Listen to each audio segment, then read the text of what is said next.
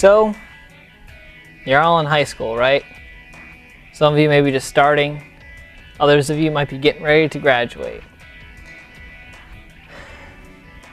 It's an interesting time in life.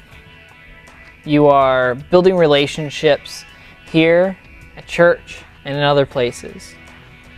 Hopefully your faith is growing and you're learning more things about yourself and about your faith and how your life interacts and connects with your faith. But here's the thing. You're building these connections and the support in this ministry that's going to be your foundation for your faith. But whether it's at the end of this year or the end of 4 years or anything in between, at some point you're going to be graduating and you're going to be moving on to something else, whether it's going off to college or starting a career. Maybe you're staying here, maybe you're not, maybe you're going far away. Either way,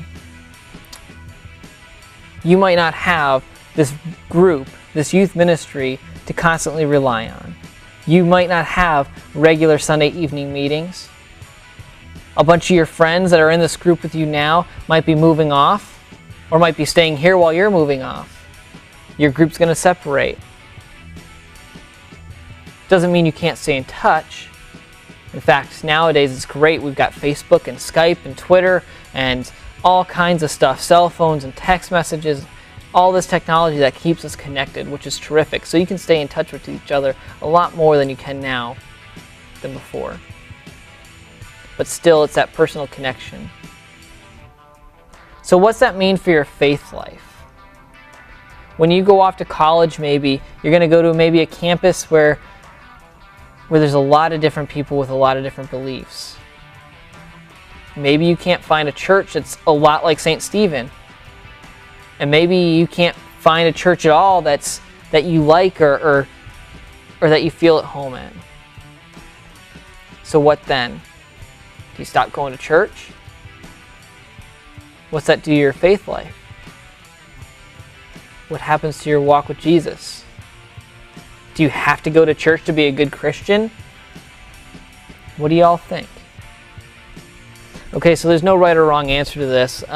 Here's the deal. Unfortunately, a lot of the colleges out there do not have strong Lutheran campus ministries. I'll be honest.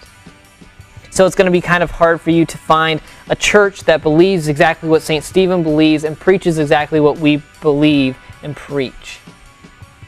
But that doesn't mean that you can't find something out there. That doesn't mean that there aren't more people that believe the same thing you do out there. That doesn't mean that you can't be a part of a group of people who maybe believe something a little different than you do. And maybe that will open up conversations and allow room for people to grow. Maybe you can teach other people what you believe. And maybe there's going to be growth there. Not only out of you, but out of other people.